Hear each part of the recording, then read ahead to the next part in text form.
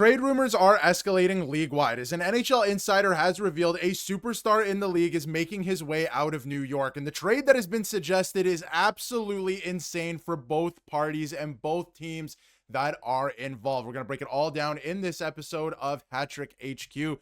But Mark, let's get right into it. Let's waste no time. Frank Seravalli has revealed Artemi Panarin, could he be making his way to Carolina of all teams? And I think this actually makes so much more sense than some of the other teams we've heard, including the Minnesota Wild, for example, and even the New York Islanders, which is a bit insane. But the way that this Rangers season is going so far, I feel like there's a real possibility they end up trading him this year if they don't end up making the playoffs, if they're not in a playoff position by the deadline. And besides that, Carolina actually makes a ton of sense, and we'll get into it. But you can see here from a bunch of Rangers fans as well, I actually think that Chris Drury could entertain a Andrei Svechnikov trade for Artemi Panarin. This one's very interesting because of the start of both of these players to this season. But first of all, what do you make of this report, Mark? This is a pretty shocking one today, or I guess just speculation at this point from Frank Seravalli. But I think this actually could make a lot of sense because of where the Rangers are headed and what Artemi Panarin wants in his next contract, which we'll get to in a second.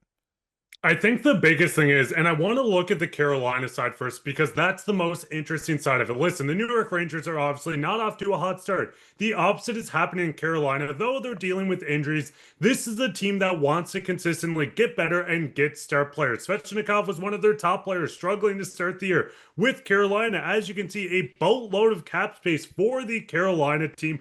I think it makes sense. They went out to look at Mikko Rantanen last year. They acquired him from the Colorado Avalanche. It didn't work out, so they flipped him to the Dallas Stars for a great haul. They got draft capital that can be used in this trade, and even more coming back in Logan Stankoven. But I think this Carolina team is going to be very active. They've made it clear they want to get a star player on the team. Panarin is a guy that might not have a future in New York, even if not moved this season. So I think at the end of the day, if they want to go out, if Chris Drury is looking at this and saying, hey, we're going to lose Panarin for nothing. We know there's a star player over in Carolina underperforming in Svechnikov. This gives Carolina the sense to go out and say, hey, we can get a top player, one of the top wingers in the NHL, someone that has scored a multiple goal seasons of 30. This is a player that I think Carolina needs to be in. They're going to be actively in on. And I think the more you look at it, it makes even more sense for both teams. Yeah, when you look at, the stats we just had up on screen, Panarin, for his standards, I mean, he has 7 points in 10 games, but he hasn't been playing that great,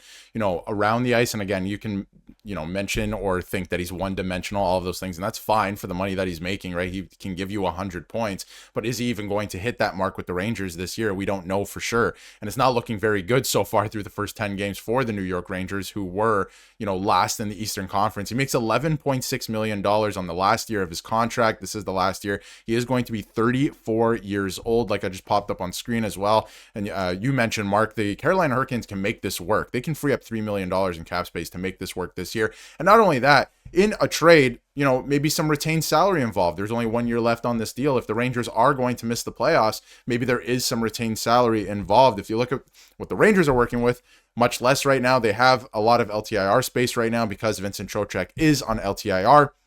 So that is something to keep in mind as well with the team. But the player coming back the other way, which we touched on very briefly, is Andrei Svechnikov, who is in year 5 of an 8-year deal at $7.75 million, which is very affordable with the cap going up. He's a 6'2" winger, 200 pounds. We know what he brings to the table in the past, but Mark, this one's very interesting because this season, we don't know what it is. He hasn't been the same since he sustained his last injury, but he has done next to absolutely nothing so far this season. He's played 8 games. I mean, as close to nothing as you can get besides shots on goal. I mean, he's played 8 games. He has 0 goals, 0 assists, 0 points. He's a -3, and he's only averaging about 15 minutes a night for the Carolina Hurricanes. And Rod Brind'Amour came out and said, it's just not good enough. He isn't playing good enough. He has not been the same since his last injury. So in this regard, I mean, on a really good team in Carolina, he's doing this. Does this make sense for the Rangers in terms of return?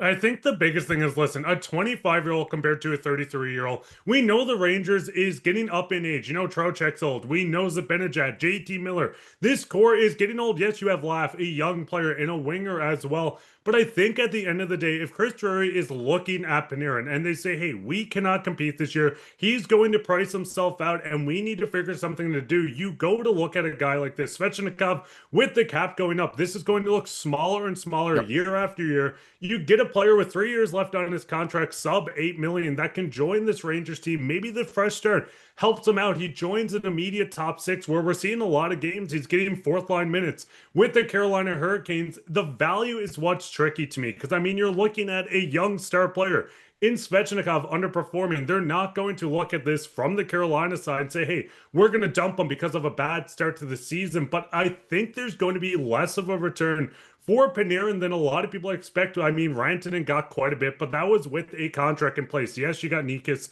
and stuff coming back from Carolina, but with Seth Jarvis taking over this team, I think they're tending to look towards Svechnikov as not being the biggest piece for them anymore. And I think Panarin could slide in, help the window of making the push, getting through the conference finals into and finally winning a Stanley Cup since Cam Ward. And I think it's going to make sense for both teams if this starts to gain even more traction. They made some good moves this summer and they still have a boatload, like you said, in cap space, right? That they can go out and weaponize at this year's trade deadline. They're going to accumulate even more cap space before the deadline as well. So they can make this work. And like I mentioned, retain salary if they want. I think like you mentioned, it's interesting with Panarin. He's not the same player that he was. He can still score you a lot of points. He isn't necessarily known as a playoff performer, but he could help this Carolina Hurricanes team who could use another player like this, right? They're great, right? And take nothing away from the team, but they do lack a little bit of star power. And again, I don't know if Panarin is that guy anymore. He's going to be 34.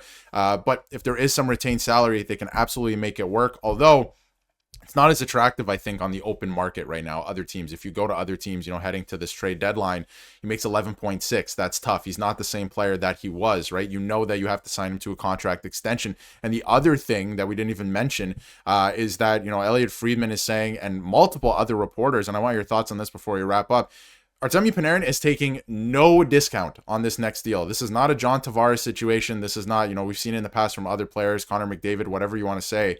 He is not taking any type of discount whatsoever. He is going to ask for what he is worth, which right now is $10.5 million, according to Scotiastat projections. He would be 34. The projection is a 4-year contract, which takes him to 38 at 10.5.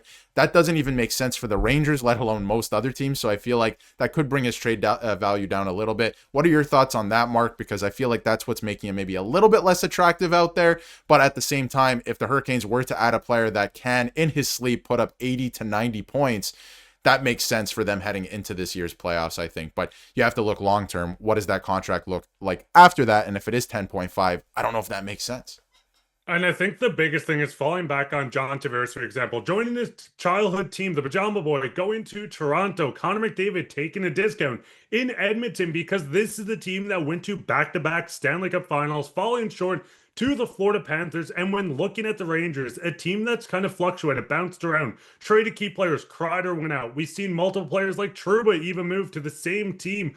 This is a team that missed the playoffs last year, and I think Panarin's looking at this saying, hey, we're not in a spot that I think we can win. Listen, the Rangers have a great roster. If things go together, Shesterkin's one of the best goaltenders in the NHL. You have a good core, but I think with Panarin looking, this is a team that's sitting between not maybe being a contender, and he doesn't have the most loyalty to it, so I don't see why he would take a huge discount. Listen, if this was a contending team, yes, take a discount if you're one piece away, but I think looking at it, with Carolina having this money, yes, you're going to have to spend money on a lot of free agents coming up, but with the cap jumping $10 million a year, you can still make moves. I think if any team that's going to be a contending team with a lot of money to offer them, Carolina's in the perfect spot, and maybe that's a little intriguing for a guy like Panarin going that way. Absolutely, and I think that, like you mentioned, he probably wants to play some competitive hockey. It doesn't sound like he wants to take any type of discount. I think things are going to heat up if this continues this way for this New York Rangers team, and Carolina actually does make a lot of sense. I think it makes more sense than,